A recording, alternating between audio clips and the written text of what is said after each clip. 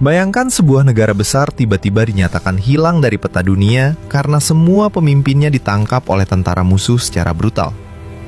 Dunia mengira Indonesia sudah kiamat saat Belanda menyerang Yogyakarta. Tapi ada suara misterius muncul dari tengah hutan belantara Aceh.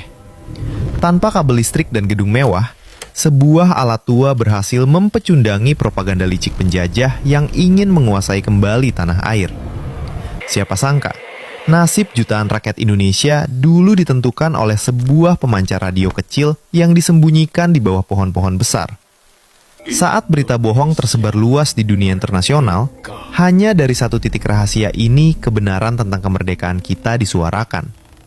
Penjajah kebingungan mencari sumber suara itu, padahal lokasinya sangat dekat namun tersembunyi rapat di balik rimbunnya hutan rimba Aceh. Ini bukan cerita hantu, tapi cerita tentang radio sakti yang membuat Belanda malu karena gagal membungkam suara kebebasan rakyat. Pernahkah kalian terpikir bagaimana rasanya menjadi satu-satunya harapan bangsa di saat semua jalur komunikasi lainnya sudah diputus oleh musuh? Sejarah mencatat bahwa suara dari hutan ini sampai hingga ke India dan Australia, membuktikan bahwa Indonesia tetap berdiri dengan gagah. Mari kita bongkar rahasia Radio Rimba Raya, pahlawan tanpa wajah yang menyelamatkan Republik Indonesia dari ambang kehancuran total di masa.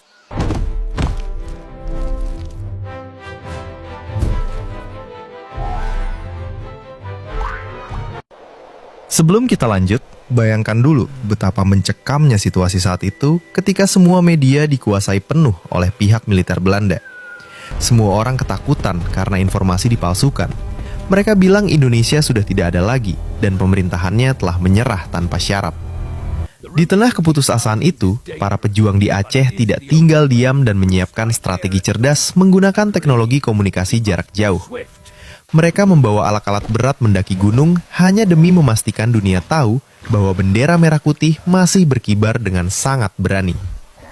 Suasana hutan yang sunyi berubah menjadi pusat komando rahasia yang paling dicari oleh intelijen musuh di seluruh wilayah Nusantara. Cerita ini sering terlupakan di buku sekolah, padahal pengaruhnya sangat besar bagi pengakuan kedaulatan negara kita di mata internasional. Jadi, siapkan diri kalian karena kita akan masuk ke dalam hutan Aceh pada tahun 1948 yang penuh dengan misteri.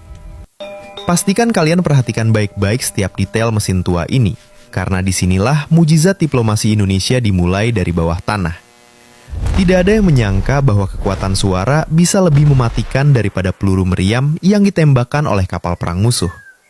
Mari kita mulai perjalanan sejarah ini dari sebuah desa tersembunyi yang menjadi saksi bisu perjuangan radio paling legendaris ini.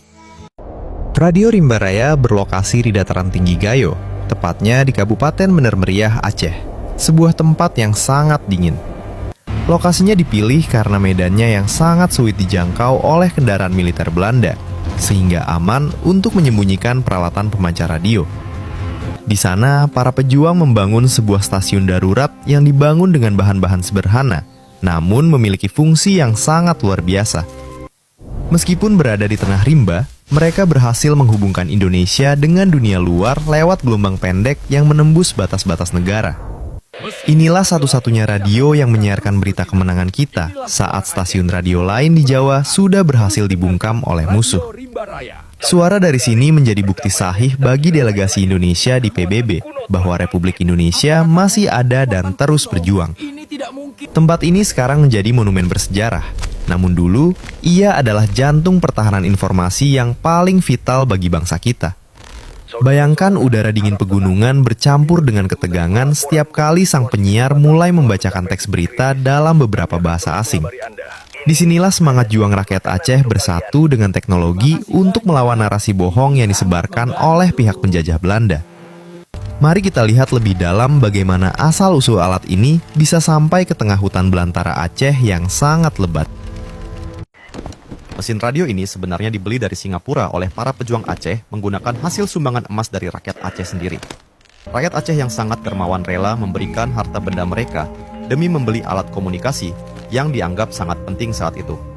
Alat ini kemudian dibawa secara rahasia melewati blokade laut Belanda yang sangat ketat dengan menggunakan kapal motor kayu kecil. Setibanya di daratan, mesin berat ini dipanggul oleh puluhan orang menyusuri jalan setapak yang curam dan sangat licin sekali. Mereka harus